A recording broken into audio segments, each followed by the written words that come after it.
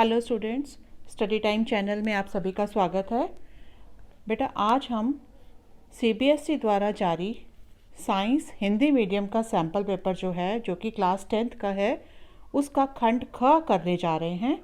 खंड क जो है उसका मैंने एक अलग से वीडियो बनाया है, जो कि मैंने अपने स्टडी टाइम चैनल पे डाला हुआ है। तो उसके लिए 1 से लेकर 24 प्रश्न देखने के लिए आप मेरा दूसरा वीडियो जो है वो देख लीजिए, ठीक है। अब हम यहाँ पे प्रश्न 20 करेंगे। प्रश्न 20 देखिए सब बच्चे। यहाँ पे भी 24 प्रश्न दिए गए हैं, जिसमें से हमें 20 प्रश्न जो है वो करने हैं। तो यहाँ से स्टार्ट हो रहा है आपका प्रश्न नंबर 25 से। प्रश्न नंबर 25 में देखिए क्या है। यहाँ पे हमें पहले दिया हुआ है चूना। चूना उसको गर्म करने पर, ये चरण 1 है, ठीक है, ये चरण 1 है। चूने को, चूना क्या होता है, उसका फॉर्मूला होता है CaCO3। इसको हमने गर्म किया तो इसमें मतलब हमने ऊर्जा इसको दी है, तो ये क्या हो जाएगा, ऊष्मा शोषी हो जाएगा। ऊष्मा शोषी है ना, हमने इसको गर्म किया मतलब ऊर्जा दी, तो ये किस में कन्वर्ट हो गया, X + CO2। X क्या होगा, CaO + CO2 में ये बदल गया, ठीक है। फिर यहाँ पे जब हम इसको जल डालते हैं इसमें, ठीक है, तो ये क्या बन जाता है, बुझा हुआ चूना। तो जब हम इसमें जल डालते हैं इसके अंदर, तो बहुत सारी ऊष्मा जो है वो निकलती है, बहुत सारी एनर्जी जो है वो रिलीज़ होती है। तो इसका मतलब क्या हुआ, ये कौन सा वो हो गया आपका, ये हो गया ऊष्मा क्षेपी, कि इसमें जो है वो बहुत सारी ऊष्मा जो है वो उत्पन्न हुई। और यहाँ पे ऊष्मा हमने दी थी, तो ये कौन सा हो गया, ऊष्मा शोषी, ठीक है, ये हो गया ऊष्मा शोषी और ये हो गया ऊष्मा क्षेपी, ठीक है। अब हमने इसके आंसर देना है चरण 1 व चरण 2 में होने वाली अभिक्रियाओं के प्रकार के लिए सही विकल्प का चयन कीजिए। तो पहला में हमने मैं ये बता दिया ऊष्मा शोषी है, दूसरा चरण हो गया ऊष्मा क्षेपी। तो पहला वाला देखिए, पहले वाले में क्या है, ऊष्मा क्षेपी नहीं, ऊष्मा शोषी नहीं है, ऊष्मा क्या है, क्षेपी है, तो ये गलत हो गया। पहला वाला भी ऊष्मा शोषी है। दूसरा पॉइंट देखिए, ऊष्मा शोषी है, ऊष्मा क्षेपी नहीं है, तो ये वाला पॉइंट भी आपका क्या हो गया, गलत हो गया। तो सी वाला देखिए, इसमें ऊष्मा शोषी है, हाँ जी यहाँ पे है, दूसरा भाग ऊष्मा क्षेपी है, हाँ जी यहाँ पे है, तो ये वाला हमारा जो है पॉइंट सही हो गया। इसी तरह डी भाग देखिए, ऊष्मा शोषी भी नहीं है और ऊष्मा क्षेपी भी नहीं है, तो ये वाला भाग जो है हमारा क्या हो गया, गलत हो गया। तो हमारा इसका सही आंसर क्या होगा, सी, ठीक। अब आइए नेक्स्ट क्वेश्चन 26वां प्रश्न। किस वर्ष में हाइड्रोजन आयन का सांद्रण जो है सबसे अधिक है। तो अब ये कैसे देखेंगे, हाइड्रोजन आयन का सांद्रण सबसे कम है, इसका मतलब कौन से वर्ष में पीएच जो है उसकी वैल्यू सबसे कम है, ठीक है। तो हम ये वाली लाइन देखेंगे, ये जो लाइन दी हुई है हमें, ठीक है, ये लाइन देखेंगे, इसमें ये कौन सी दर्शा रही है, ये पीएच मान दर्शा रही है। तो सबसे पीएच मान देखो यहाँ पे है, ठीक है, यहाँ पे सबसे पीएच का मान जो है सबसे कम है, तो ये कौन सा वर्ष हो गया, 2002, ठीक है। तो 2002 में जो है वो क्या है, ये वाला इसका करेक्ट आंसर हो जाएगा, बाकी आंसर जो है वो गलत हैं, तो इसका करेक्ट आंसर ए होगा। अब नेक्स्ट देखिए, दिए गए चित्र में धातु एवं तनु अम्ल की अभिक्रिया दी गई है, ठीक है। फिर हमें यहाँ 4 टेस्ट ट्यूब दी गई हैं। पहले टेस्ट ट्यूब में जिंक है और तनु HCl है, यहाँ पे ये डाला हुआ है, नीचे बैठे हुए हैं ये इसके अणु। दूसरे में मैग्नीशियम है और तनु HCl है, वो ऊपर तैर रहा है मैग्नीशियम, ठीक है। तीसरे में आयरन है और तनु HCl है, वो नीचे बैठे हुए हैं। चौथे में कॉपर है और तनु HCl है, वो भी नीचे बैठे हुए हैं। हमें यहाँ पे क्या करना है, यहाँ पे थोड़ा सा कट गया बेटा, आप लिख लो, परक नली बी में मैग्नीशियम विशिष्ट व्यवहार क्यों दर्शाता है? नंबर ए जो है Mg तनु HCl से हल्का तत्व है, ठीक है। बाकी नेक्स्ट पेज पे है, वो आपके पूरा है, तो इसमें ए पार्ट आप लिख लीजिए, ठीक है। तो यहाँ पे देखो क्या चीज़ है। सबसे पहले हम यहाँ देखेंगे कि यहाँ पे पहले वाले में नीचे बैठा हुआ है, दूसरे में तैर रहा है, तीसरे में वो नीचे बैठा है और चौथे में भी नीचे बैठा हुआ है। तो यहाँ पे 3 में वो तले पे बैठा हुआ है और 1 में खाली वो फ्लोट कर रहा है, मतलब तैर रहा है। अब यहाँ पे देखो ये जो है यहाँ इस केस को हम देखें, यहाँ पे देखो Mg प्लस HCl जब मिलते हैं तो क्या बनता है? MgCl2 plus H2 hydrogen gas बनती है। हाइड्रोजन गैस जो है वो बनती है तो क्या होता है, मैग्नीशियम धातु के साथ वो चिपक जाती है हाइड्रोजन गैस, और Mg को जो है अपने ऊपर साथ में उठा के ले जाती है, इसलिए मैग्नीशियम जो है वो क्या होता है, तैरना शुरू कर देता है। तो इसका करेक्ट आंसर जो है कौन सा होगा? बी होगा। सारी ऑप्शंस दी हुई हैं, हम आगे वो पढ़ेंगे उनको पहले, लेकिन इसका करेक्ट आंसर क्या होगा? बी होगा। हाँ जी, तो अब इसमें हम देखेंगे, हमने पहले वाला जो भाग देखा उसमें था कि मैग्नीशियम तनु HCl से हल्का तत्व है, इसलिए जो है वो तैर रहा है, तो ये गलत है, ये नहीं, पॉसिबल नहीं है। अब हम सेकंड भाग इसका देखें। मैग्नीशियम तनु HCl से अभिक्रिया करके हाइड्रोजन गैस बनाता है और उसे तैरने में सहायता करता है। तो ये मैंने अभी आपको बताया था कि जो गैस बनती है वो मैग्नीशियम के चारों तरफ चिपक जाती है और मैग्नीशियम को वो ऊपर ले जाती है और इस हमें तैरता हुआ लगता है वो। तो ये आपका हो गया करेक्ट आंसर हो गया, ठीक है।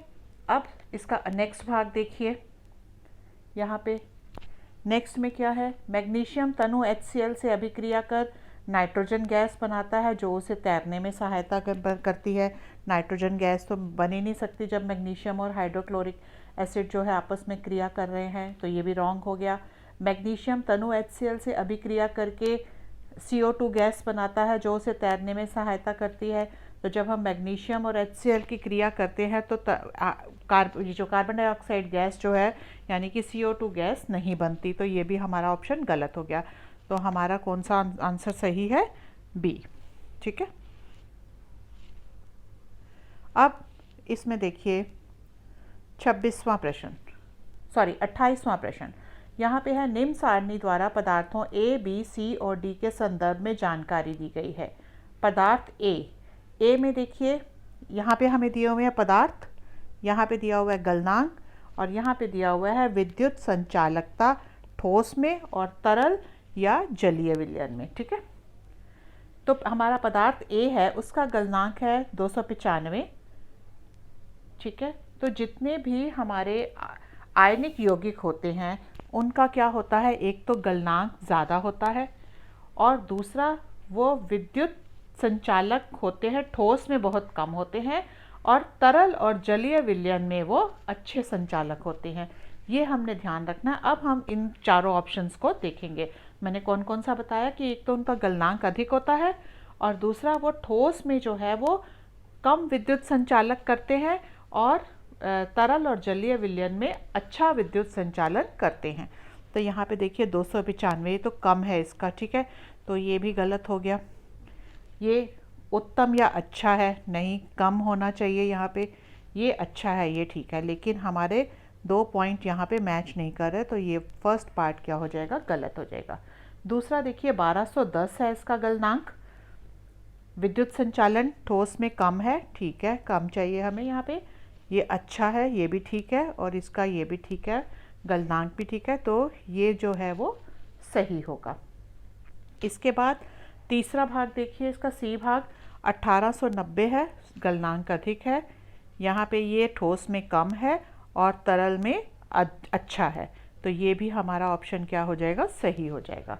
अब डी ऑप्शन देखिए, इसमें 1160 है, तो बाकी आगे चेक करते हैं हम। यहाँ पे कम है और इधर भी कम है, यहाँ पे अच्छा संचालन होना चाहिए, यहाँ पे कम है, तो ये वाला भी हमारा ऑप्शन गलत हो जाएगा। हमारा कौन सा ऑप्शन सही होगा? बी और सी।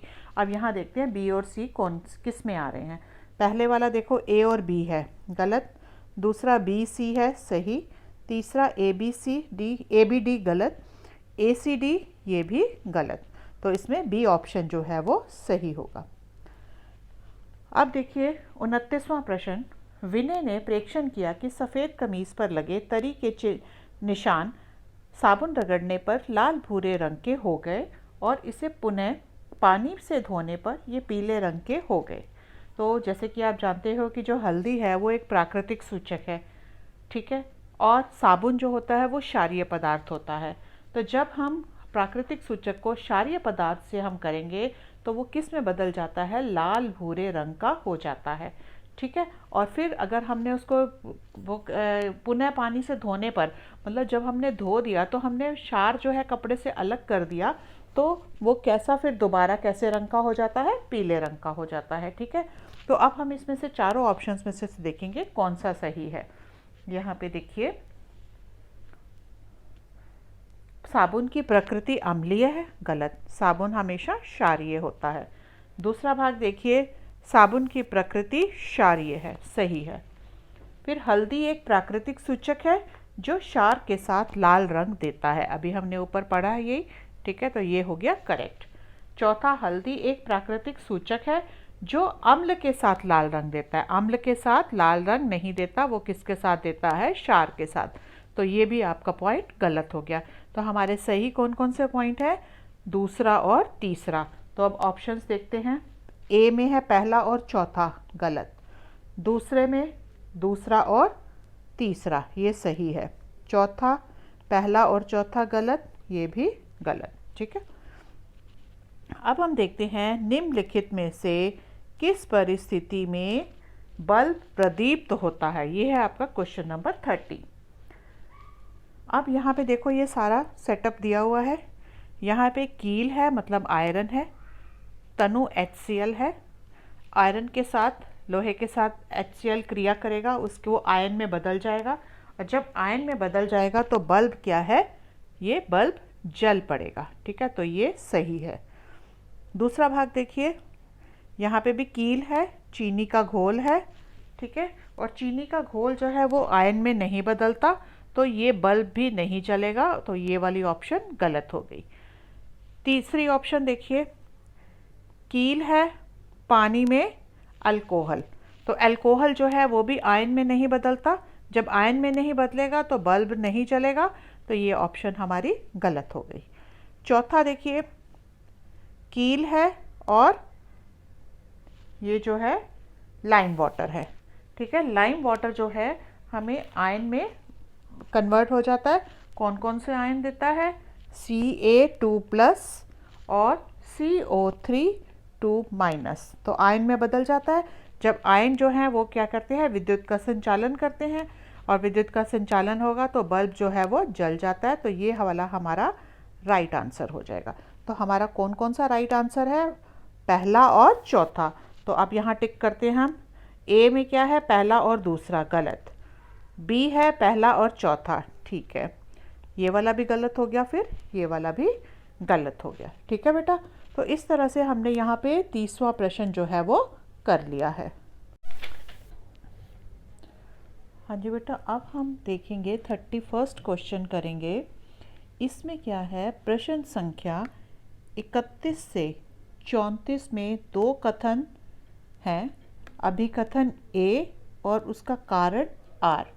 निम्नलिखित विकल्पों के अनुसार सही विकल्प का चयन कीजिए। पहला क्या है? दोनों A और R सत्य हैं तथा R A की सही व्याख्या करता है। दूसरा है, दोनों A और R सत्य हैं परंतु R A की सही व्याख्या नहीं करता। सी भाग क्या है? A सत्य, R असत्य।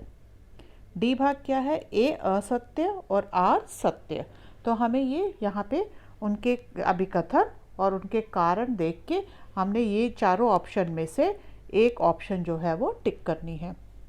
तो पहला वाला ये देखिए 31वां प्रश्न देखिए। ताज़े दूध में बेकिंग सोडा डालने से वह देर से जमता है। मतलब अगर हमने दूध में, ताज़ा दूध है उसमें हम सोडा डाल देते हैं, बेकिंग सोडा डाल देते हैं, तो क्या होता है, वो ज़्यादा क्षारीय हो जाता है। ज़्यादा क्षारीय हो जाता है तो उसमें लैक्टिक अम्ल जो है वो देर से बनता है, और देर से बनता है तो फिर दही जो है वो सही से नहीं जमता। ठीक है, तो ये वाली कंडीशन तो क्या हो गई, गलत हो गई। ये तो सही हो गई यहाँ पे। ठीक है, ताज़े दूध में बेकिंग सोडा डालने से वह देर से जमता है, ये हम यही कह रहे हैं कि हाँ वो देर से जमेगा। क्यों? क्योंकि उसका पीएच जो है वो हमने क्या कर दिया, उसका जो है वो बढ़ा दिया। पीएच बढ़ाने से क्या होगा, उसका लैक्टिक अम्ल देर से बनेगा और दही जो है वो नहीं जमेगा। ठीक है, या देर से जमेगा। इसका कारण देखिए, बेकिंग सोडा ताज़े दूध के पीएच को घटाकर 6 से कम कर देता है। मैं तो बोल रही हूँ ना कि यहाँ पे वो बढ़ा देगा, लेकिन यहाँ पे ये कह रहा है कि 6 से कम कर देगा, जो कि गलत है। ठीक है, तो इसमें क्या है, अभिकथन ए जो है वो सत्य है, लेकिन आर जो है उसकी वो सही व्याख्या नहीं कर रहा। तो अब यहाँ पे हम ऑप्शन देखते हैं कौन सा है। दोनों ए और आर सत्य है? नहीं, पहला सत्य है, दूसरा असत्य है। ठीक है, और आर ए की सही व्याख्या करता है, तो ये वाला हमारा तो गलत हो गया उसमें। ठीक है, सेकंड पॉइंट देखिए, दोनों ए और आर सत्य हैं परंतु आर ए की सही व्याख्या नहीं करता, तो ये भी जो दोनों सत्य नहीं है, एक सत्य है और एक जो है वो क्या है, असत्य है। ठीक है, तो यहाँ पे तीसरे वाला में देखिए, ए सत्य आर असत्य, ये देखो ये सत्य है और ये वाला असत्य है, तो ये वाला इसमें क्या आ जाएगा, सी भाग जो है इसका करेक्ट होगा। चौथे में देख ले, चौथा भाग भी चेक कर लेते हैं। ए असत्य है और आर सत्य है, तो ये भी गलत है। ठीक है, तो हमारा करेक्ट आंसर क्या होगा, सी। नेक्स्ट क्वेश्चन देखिए 32, 32वां प्रश्न, साग सब्जियों के अपशिष्ट पदार्थों के अपचयन द्वारा कंपोस्ट बनना एक ऊष्माशोषी अभिक्रिया है। तो यहाँ पे ये गलत है। यहाँ पे एक एक्सेप्शन है खाली कि साग सब्जियों का जो है वो अपचयन होता है तो ऊर्जा उत्पन्न होती है, ये गलत है। ठीक है, तो ये वाला हमारा क्या हो जाएगा, पहले वाला गलत हो जाएगा ये। और इसका कारण क्या दिया हुआ है, अपघटन अभिक्रिया में एक अभिकर्मक टूटकर एक से अधिक सरल उत्पाद बनाते हैं, तो ये तो सही है। ठीक है, अपघटन तभी होता है जब वो टूटते हैं और एक से ज़्यादा जो है वो सरल उत्पाद बनते हैं, तो इसमें ए तो हमारा गलत है और बी जो है हमारा सही है। मतलब ए असत्य है और बी जो है वो सत्य है।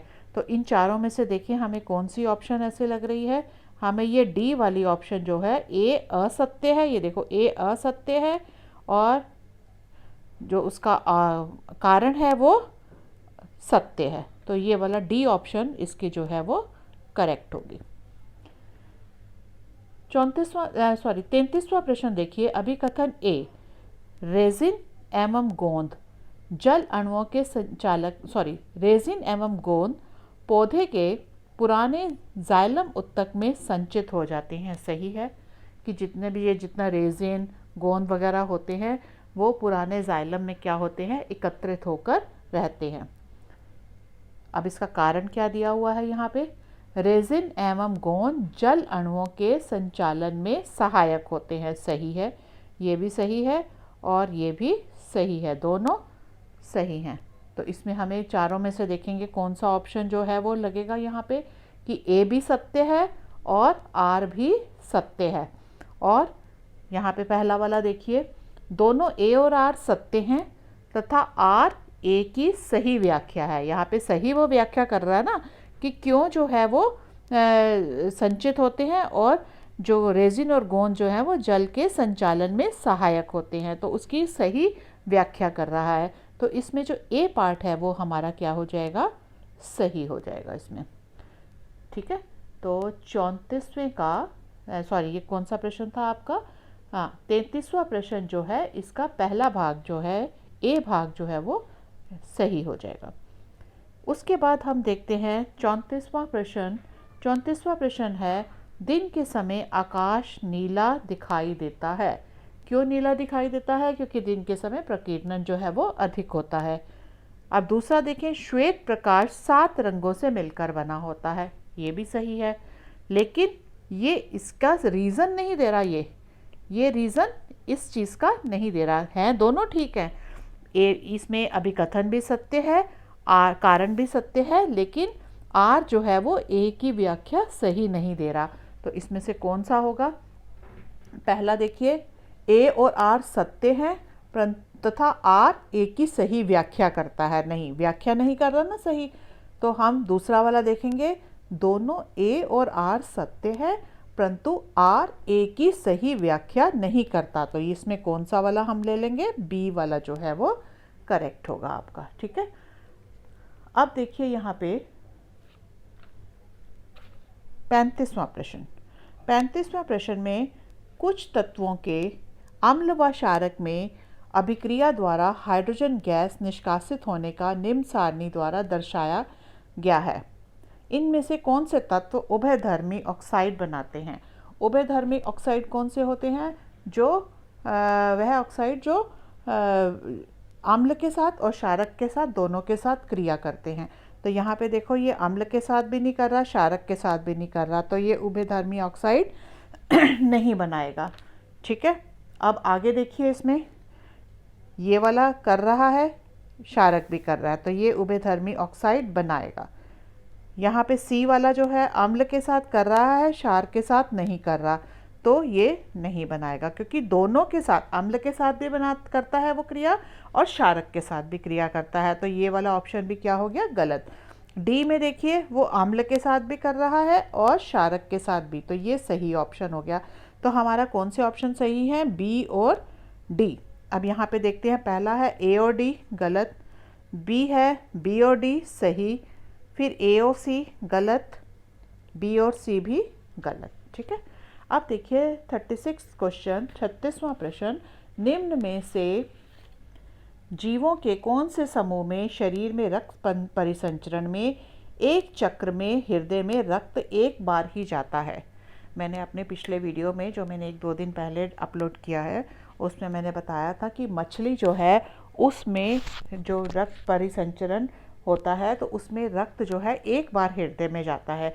जैसे मानव में तो दोहरा परिसंचरण होता है, 2 बार हृदय में से जाता है रक्त, लेकिन मछली वाली जो कैटेगरी है उसमें क्या है? रक्त जो है हृदय में से एक बार ही जाता है। तो यहाँ पे देखो, खरगोश जो है मछली वाली जाति में तो नहीं आता, तो ये क्रॉस हो गया। वेल, लेबियो, पेंगुइन नहीं आता मछली जाति में, ये भी क्रॉस हो गया। मेंढक, मगरमच्छ, कबूतर नहीं आते, कबूतर नहीं आता मछली जाति में, ये भी क्रॉस हो गया। अब आ गया शार्क, डॉग फिश और स्टिंगरे, ये तीनों मछलियों की प्रजातियां हैं, तो ये जो है करेक्ट आंसर आपका होगा। फिर 37वां प्रश्न देखिए। 37वां प्रश्न में फुफ्फुसिकाओं की दीवारों के चारों तरफ तथा नेफ्रॉन के कोशिका गुच्छ में रक्तवाहिनियों के जाल बिछे होने में क्या समानता है? मतलब इन दोनों में क्या चीज़ कॉमन है? अधिक रक्त पूरित मोटी भित्ति वाली धमनियाँ? नहीं, गलत है। अल्प रक्त पूरित पतली भित्ति वाली शिराएं? गलत। अल्प रक्त पूरित मोटी भित्ति वाली कोशिकाएं? ये भी गलत। अधिक रक्त पूरित पतली भित्ति वाली कोशिकाएं, ये वाला आपका करेक्ट आंसर है। तो इसकी और क्या आंसर होगा? डी। ठीक है, नेक्स्ट देखिए 38वां प्रश्न। 38वां प्रश्न में क्या है? यहाँ पे पादपों में उत्सर्जन हेतु जंतुओं में भिन्न पूर्ण रूप से अलग प्रक्रिया अपनाई जाती है। निम्न में से किस विधि से पौधे उत्सर्जन नहीं करते? जैसे पादपों में उत्सर्जन होता है, जंतुओं में उत्सर्जन होता है, लेकिन पादप जो है वो कुछ जंतुओं से अलग भूमिका जो है अपनाते हैं या अलग प्रक्रिया अपनाते हैं। तो अब ये हमें इन चारों में से ये बताना है कि इनमें से किस विधि से पौधे जो है उत्सर्जन नहीं करते। वाष्पोत्सर्जन द्वारा अतिरिक्त जल से मुक्ति पाना, इस विधि से तो करते हैं। वाष्पोत्सर्जन से वो जल जो है वो फालतू का जल बाहर निकल जाता है, तो ये गलत हो गया। ये वाला तो हमें बताना है उत्सर्जन नहीं करते। ठीक है, इससे तो उत्सर्जन होता है, तो ये गलत हो गया। पत्तियों द्वारा चयनित छनन विधि से वर्ज्य पदार्थ अलग करना। यहाँ ऐसा कुछ छनन विधि नहीं होती जिसमें कि हम जो वेस्ट मटेरियल है, वेस्ट पदार्थ हैं, वो बाहर निकाल दें। तो ये वाला क्या हो जाएगा, गलत है। तो इस विधि से उत्सर्जन नहीं करते, तो इसको हम कर देंगे टिक। वर्ज्य पदार्थों का रेजिन व गोंद के रूप में पुराने जाइलम में संग्रहण होना। हाँ, संग्रहण होना ठीक है, तो ये वाला उत्सर्जन नहीं करते, ये हो गया गलत। वर्ज्य पदार्थों को अपने आप से मृदा में त्यागना, वो त्याग देते हैं अपने वर्ज्य पदार्थों को, तो ये भी क्या हो गया, गलत हो गया। तो इसमें हमारी क्या ऑप्शन हो गई, बी ऑप्शन जो है वो करेक्ट होगी। ठीक है बेटा। हाँ जी, अब हम देखते हैं क्वेश्चन नंबर 39। 39 में क्या है, यदि किसी लेंस की क्षमता -4D है तो इसका मतलब इसकी पावर कितनी होगी, -4.0D। ठीक है। फिर उसने बोला है तो यह लेंस है, हमें बताना है कितनी फोकस दूरी वाला है। तो हम इसमें पहले हम पावर हमें दी हुई है, हम फोकस निकाल लेंगे। हमें मालूम है P बराबर 1/f। ठीक है। P हमारे पास कितना है, तो F कितना हो गया, 1/P। P कितना है, 1/-4, तो ये हो गया माइनस, यहाँ पे आ जाएगा -0.25 मीटर, और इसको 100 से गुना करेंगे तो ये आ जाएगा 25 सेंटीमीटर। अब यहाँ पे देख लेते हैं -25 सेंटीमीटर कहाँ पे हमारा आंसर आ रहा है। इसमें चारों में से देखिए डी ऑप्शन जो है -25 मीटर फोकस दूरी वाला उत्तल लेंस, ये वाला। ठीक है, तो ये आपका हो जाएगा आंसर। ये अवतल लेंस नहीं होगा, ये कौन सा लेंस होगा, उत्तल लेंस। फिर है 40वां प्रश्न देखिए, सूर्य से आने वाली किरणें एक अवतल दर्पण पर 15 सेंटीमीटर की दूरी पर अभिसारित होती हैं। तो इसमें हमारे पास क्या हो गया, F कितना हो गया, यहाँ पे इधर देखिए F कितना हो गया, 15 सेंटीमीटर। ठीक है। अब किसी वस्तु को किस स्थिति में रखा जाए कि वस्तु का प्रतिबिंब समान आकार का प्राप्त हो। ठीक है, तो हम कहाँ पे रखेंगे, हमें मालूम है कि हम C पे रखते हैं। जब जैसे यहाँ पे मैं आपको थोड़ा सा समझा देती हूँ, यहाँ पे ये P, ये F है और ये C है। जब हम C पे कोई चीज़ रखते हैं तो उसका प्रतिबिंब जो है वो बिल्कुल समान आकार का बनता है, तो C पे होनी चाहिए। इसका मतलब ये F जो है क्या होता है, यहाँ हमें F दिया हुआ है 15, तो F किसके बराबर होता है, F बराबर R/2। तो F कितना है हमारे पास, 15 बराबर R/2, और 15 दूनी 30 बराबर R, तो 30 हो जाना चाहिए यहाँ पे। तो इसका आंसर क्या आएगा, 30 सेंटीमीटर पर दर्पण के सामने। ठीक है, तो इसका आंसर हो जाएगा A। इसका ये वाला आंसर जो है वो सही होगा आपका। इसी तरह देखिए 41वां प्रश्न, निम्न में से जीवों के किस समूह में खाद्य पदार्थ को पहले शरीर से बाहर अपघटित करके फिर अवशोषित किया जाता है। तो इसमें देखिए ये पहला वाला मशरूम, हरे पौधे नहीं है, ये गलत हो गया। बी भाग देखिए यीस्ट, मशरूम, ब्रेड मोल्ड, हाँ इसमें होता है, ये करेक्ट है। तो बाकी जो है अपने आप जो है वो गलत हो गए यहाँ पे। अब इसी तरह 42वां प्रश्न देखिए, यदि किसी व्यक्ति के नेफ्रॉन की नलिका उचित प्रकार से कार्य नहीं कर रही तो मूत्र निर्माण पर क्या प्रभाव होगा। तो क्या होगा, वो पूरी तरह से छनेगा नहीं और मूत्र जो है वो क्या हो जाएगा, तनु हो जाएगा। तो यहाँ पे हम देखते हैं क्या क्या दिया हुआ है, मूत्र निर्माण नहीं होगा, गलत। ठीक है, मूत्र निर्माण की मात्रा एवं गुणवत्ता पर कोई प्रभाव नहीं पड़ेगा, ये भी गलत है, ज़रूर प्रभाव पड़ेगा।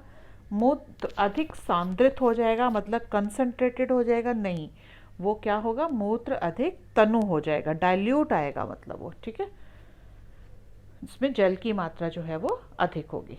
इसके बाद 43 जो क्वेश्चन है, किसी लेंस द्वारा मोमबत्ती की ज्वाला का 3 गुना वास्तविक प्रतिबिंब प्राप्त हुआ। 3 गुना, इसका मतलब इसकी मैग्नीफिकेशन कितनी हो गई, -3, ठीक है। यदि लेंस व प्रतिबिंब के मध्य 80 सेंटीमीटर की दूरी है, ठीक है, लेंस और प्रतिबिंब, तो प्रतिबिंब की दूरी कितनी हो गई? 80 सेंटीमीटर, ठीक है। तो लेंस से मोमबत्ती को कितनी दूरी पर रखा जाएगा? तो इसमें हम कैसे करेंगे, मैं आपको हिंट देती हूँ, आप इसको सॉल्व करके इसका आंसर निकालोगे और ऑप्शन जो है टिक करोगे। इसमें हमारे पास m क्या है? v/u, ठीक है। v हमारे पास m कितना है? -3, और -3 बराबर 80/-u, ठीक है, सॉरी 80/u, और u कितना आ जाएगा? u ऊपर चला जाएगा और 3 नीचे आ जाएगा, तो u आ जाएगा -80/3। तो इसमें कौन सा आंसर है? 80 - 3, डी ऑप्शन। तो यहाँ पे डी ऑप्शन जो है ये वाली सही होगी, डी भाग जो है वो सही होगा। फिर देखिए 44वां क्वेश्चन देखिए, इसमें है, यहाँ पे मुख्य अक्ष दिया हुआ है हमें, ठीक है। मैं यहाँ पे आपको दूसरे कलर से कर देती हूँ। यहाँ पे ये देखिए हमें ये मुख्य अक्ष दिया हुआ है। इस चित्र के अनुसार नलिनी ने निम्न निष्कर्ष प्राप्त किए। वस्तु का प्रतिबिंब आभासी बनेगा, ठीक है, वो आभासी बनेगा। दूसरा, परावर्तित किरण का पथ आपतित किरण के समान परंतु विपरीत दिशा में होगा। वस्तु का प्रतिबिंब उल्टा बनेगा। वह एक अवतल दर्पण है, अतः फोकस दूरी ऋणात्मक होगी। उपयुक्त में से कौन कौन से कथन जो हैं वो सत्य हैं, ये हमने बताने हैं। तो इसमें देखिए जो पहले वाला ऑप्शन है, इसमें देखो पहला वाला तो गलत है, ठीक है, और इसमें दूसरा वाला ऑप्शन आपका जो है सही है, तीसरा भी सही है और चौथा भी सही है। तो पहला वाला ऑप्शन आपका गलत है, बाकी ये सारे ऑप्शन आपके सही हैं। तो अब हम देख लेते हैं यहाँ पे क्या होगा। यहाँ पे पहला दूसरा ये गलत हो गया, पहला तीसरा गलत, दूसरा तीसरा चौथा ये सही है और ये फिर गलत हो गया। तो इसमें हमारा क्या होगा? सी ऑप्शन जो है वो सही होगा। अब देखिए 45 नंबर क्वेश्चन जो है, इसमें पहले आप फिगर को देख लीजिए। यहाँ पे हमें कितने माध्यम हैं हमारे पास? माध्यम 1, 2, 3 और 4। यहाँ पे ये कोण बन रहा है 1, यहाँ पे ये 2, 2, ये वाला 3 और ये कोण 4। तो ठीक है, ये वाले कोण बन गए आपके यहाँ पे। तो इसके बाद हम यहाँ पे इसका क्वेश्चन पढ़ते हैं। हाँ जी बेटा, अब हम इसमें देखेंगे, यहाँ पे हमें 4 ऑप्शन दी हुई हैं। उपयुक्त चित्र में यहाँ पे देखिए, प्रकाश विभिन्न माध्यमों से गुजरता है। प्रयोगकर्ता ने पाया कि कोण 1 बराबर कोण 3 बराबर कोण 4। तो आप अपने चित्र में देखिए, कोण 1 मतलब माध्यम 1 वाला, और कोण 3 और कोण 4 जो है वो बराबर है। तो इसका मतलब क्या हो गया? माध्यम 1 और माध्यम 3 जो है वो क्या हो गए? बराबर हो गए। ठीक है, माध्यम 1 और 3 बराबर हो गए। और कोण 2 जो है यहाँ पे दिया गया है, कोण 2 बराबर कम है 2 कोण 1 से। इसका मतलब क्या हुआ कि माध्यम 2 जो है वो माध्यम 1 से अधिक सघन है। ठीक है, तो अब हम इनके बताना है इनमें से कौन से कथन सत्य हैं।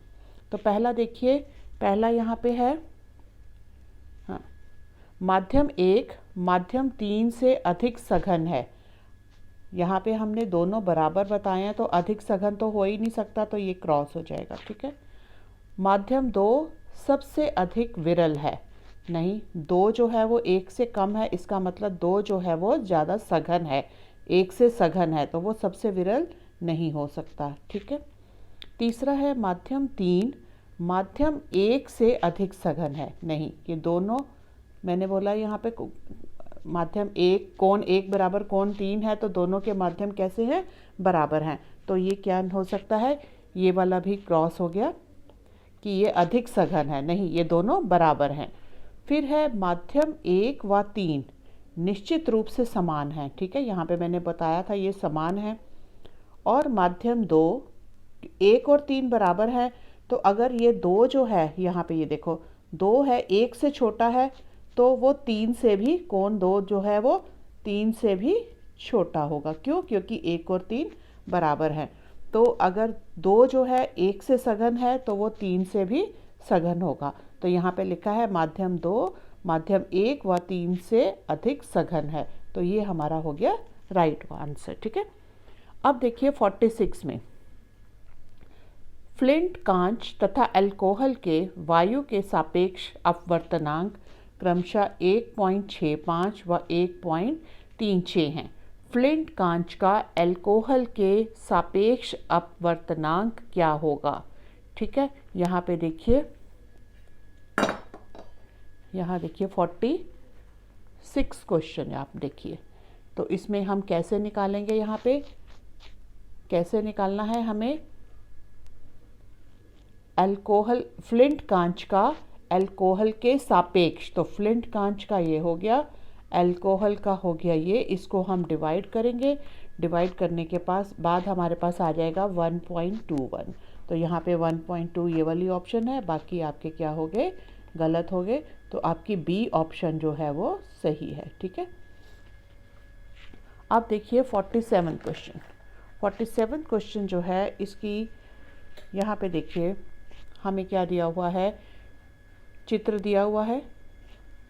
उपर्युक्त लेंस की फोकस दूरी 10 सेंटीमीटर है, तो f कितना हो गया?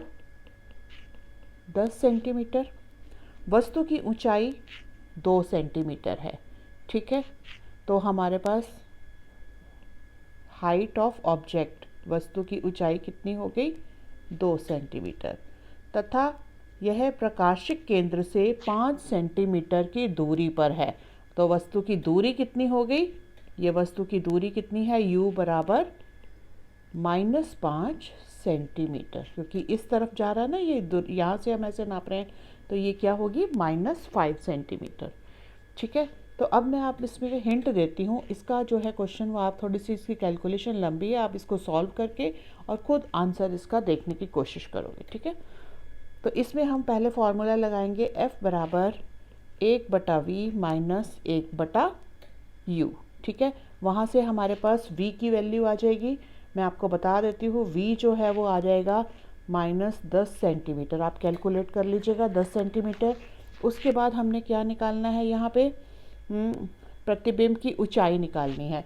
तो हमारे पास एक फॉर्मूला होता है, m बराबर ये है I, मतलब जो हमारा प्रतिबिंब की ऊंचाई बटा बिंब की ऊंचाई। ये फॉर्मूले में आप वैल्यूज़ डालोगे तो आपका आंसर जो है वो आ जाएगा, और यहाँ पे आप इसको हल कर लोगे, ठीक है बेटा। तो अब आते हैं नेक्स्ट क्वेश्चन पे, 48। किसी केबल निर्माण करने वाली इकाई में कुछ तत्वों के भौतिक गुणों का निम्न प्रकार से परीक्षण किया। केबल बनाते हैं वो, ठीक है, बिजली के तार जैसे या केबल्स बनाते हैं। तो उन्होंने कुछ यहाँ पे WXYZ जो है वो धातुएं देखी। तो पहली जो धातु थी आघातवर्ध्य थी, तन्य थी, मतलब उसकी तारें भी बन सकती हैं, विद्युत का संचालन भी करती थी, और उसका गलनांक भी उच्च था, मतलब वो ऊष्मा को सहन कर सकती हैं।